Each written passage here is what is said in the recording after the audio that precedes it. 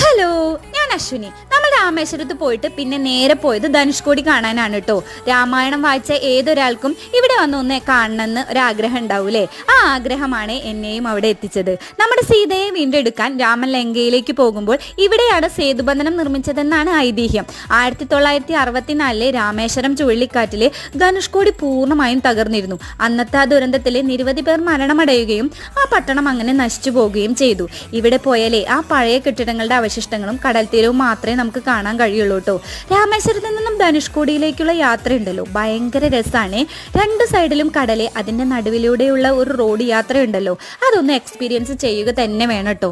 ഇവിടെ ചെന്നാലേ കുറേ കച്ചവടക്കാരെ കാണാം നമുക്ക്. നമ്മൾ ചെന്ന സമയം നല്ല ചൂടായിരുന്നു. അവിടെ ചൂടാണെങ്കിലും മഴയാണെങ്കിലും അവരവിടെ തന്നെ ഉണ്ടാവും. പിന്നെ അവിടേക്ക് പോകുന്നവരുടെ ശ്രദ്ധയ്ക്ക് അവിടെ നെറ്റ്വർക്ക് ഇല്ലാത്തത് കൊണ്ട് തന്നെ ഓൺലൈൻ പേയ്മെന്റ്സ് ഒന്നും നടക്കില്ല കേട്ടോ. എന്തെങ്കിലും വാങ്ങാൻ ഉദ്ദേശിക്കുന്നതാണെങ്കിൽ കയ്യിൽ ക്യാഷ് കൈപ്പിടിക്കണേ.